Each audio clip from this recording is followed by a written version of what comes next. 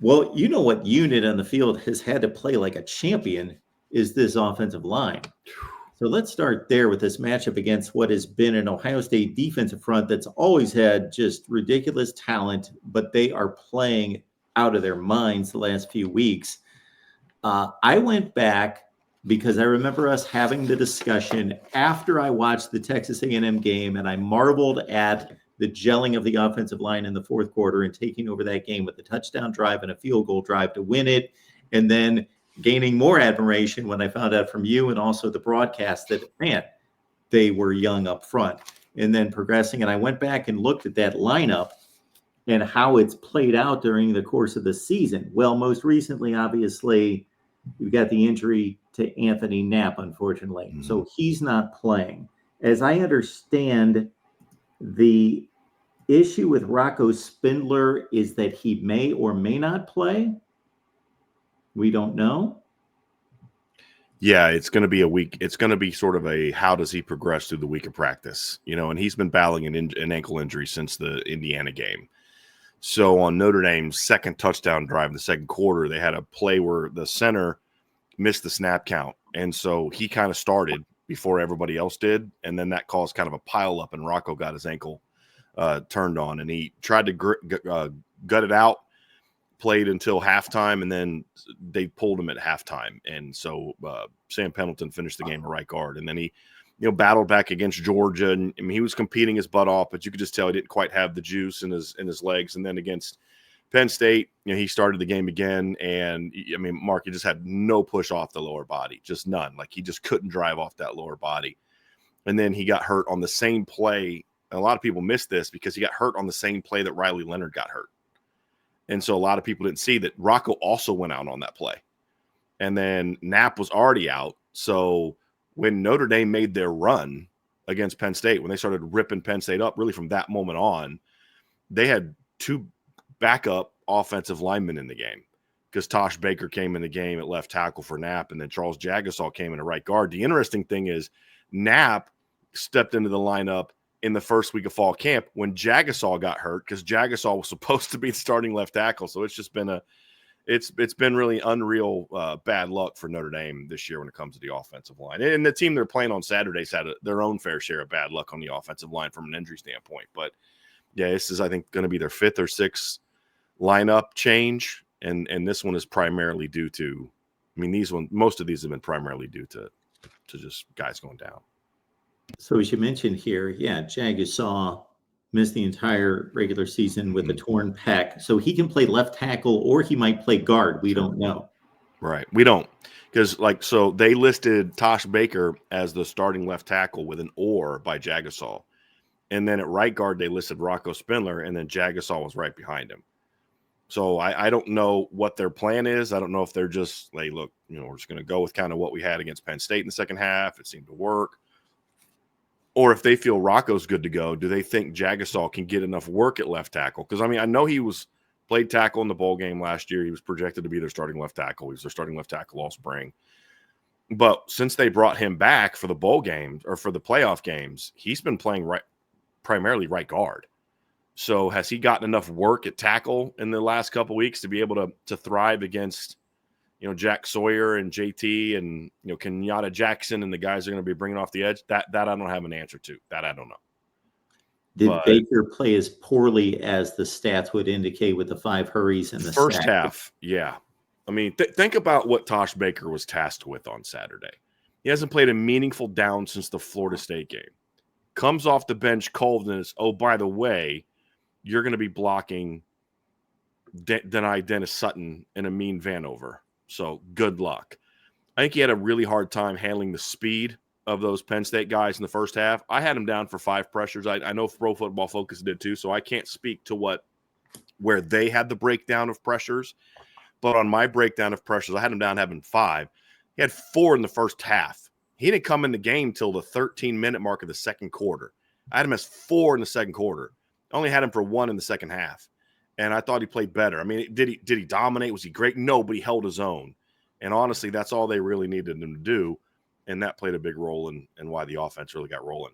They scored, it was 24 points and had 261 yards of offense in the second half of that game. So, and with these two guys in the lineup.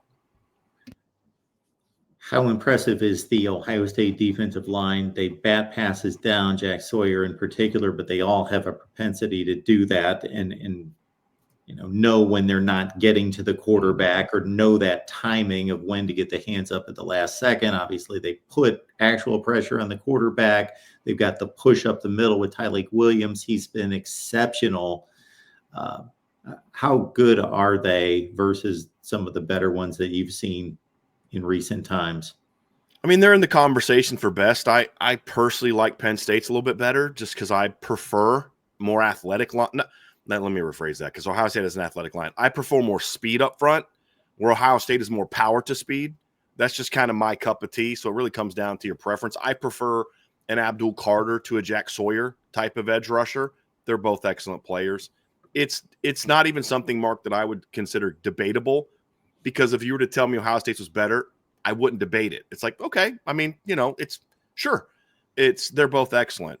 The one good thing for Notre Dame, Mark, is they have played a lot of good defensive lines this year, including in the playoff. I mean, Indiana's got a really good defensive line with the Kamar kid and CJ West. And then, of course, we know Georgia's got the big physical line with Nazir Stackhouse and Michael Williams and Jalen Walker. You go all the way back to the opener against Texas A&M with Nick Scorton and Shamar Turner and that crew. So they have been pretty battle tested. Louisville also has a pretty good defensive line. Notre Dame thought so highly of some of Louisville's defensive line. They went out and got one of their nose tackles in the portal. So in Jared Dawson, but I'll say this is the best coached defensive line, and that goes back to what you were saying before. Why do you have linemen across the board that are batting balls down? Good recruiting. You recruit players with the mind for the game, because that's not a physical skill per se. That's a instinctive thing. You have a mind for the game. You're a smart kid. You've got a good feel. You can get your hands up, and a good coaching to make sure these kids are prepared to, hey, you understand on this particular play at nose tackle, we're not asking you to get to the quarterback. If you win off the line, great. But you've got to secure this gap, make sure this quarterback doesn't take off running, and you get your eyes on him. And when he goes to throw, you get your hands up. That's good coaching, which you expect from a unit that's been coached by Larry Johnson. These college football playoff games have not been scoring fests for the most part, like we started to see in the 2016, 17, 18 range, 2019, obviously, with the LSU team. Is it a coincidence that maybe the four best defenses in the country played in the semifinals? Yeah. No, I don't think it's a coincidence at all. I mean, I think in this particular season, and I don't know that it's related to the 12-team playoff, I think it's kind of unique to this season. There weren't any like elite offenses this year, in my opinion. There were some that scored a lot of points, but there weren't any elite offenses. You look at Miami and you're like, that's not in the same league as like Bama 20 or Clemson 18, and of course LSU 19. Oregon has a good offense, but let's be honest, we've seen a lot better Oregon offenses than this one. This is very good offense, but there are some defenses this year that are just outstanding and would be outstanding in any year. Ohio State's defense would be outstanding in a lot of years. It's a very talented, very experienced defense. Notre Dame has a very talented defense. Texas has a very talented, experienced defense. Penn State has a very talented and experienced defense. We can go on and on and on. And I know Indiana's offense got a lot of the credit, but I feel like their 11-1 record was built on the success of the fact that they could flat out play defense. And so I think that's part of it. On top of the fact that this is also a year, it's not a coincidence that I don't think there's really any elite quarterbacks in college football. There's no Joe Burrow, there's no Bryce Young, there's no Tua, no Trevor Lawrence. There's good quarterbacks, but no guys like that. And then some of the best quarterbacks weren't on elite teams.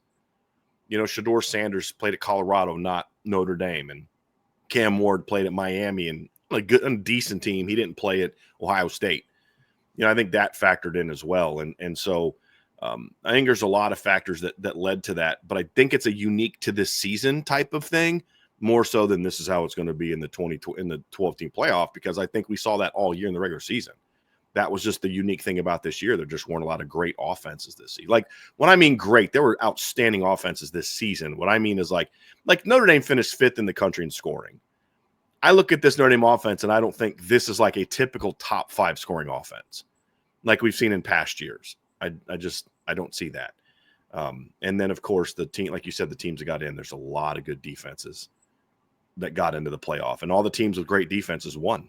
at least their first game or two. A couple of them had to play each other in round 2, Notre Dame against Georgia and, things like that. But, well, actually, that was the only game of 2 really good defenses, because the others, Arizona State's okay on defense and Boise's okay on defense. Oregon's okay on defense. But we saw in the semifinals, that's 4 of the best defenses in college football, if not the 4 best defenses in college football.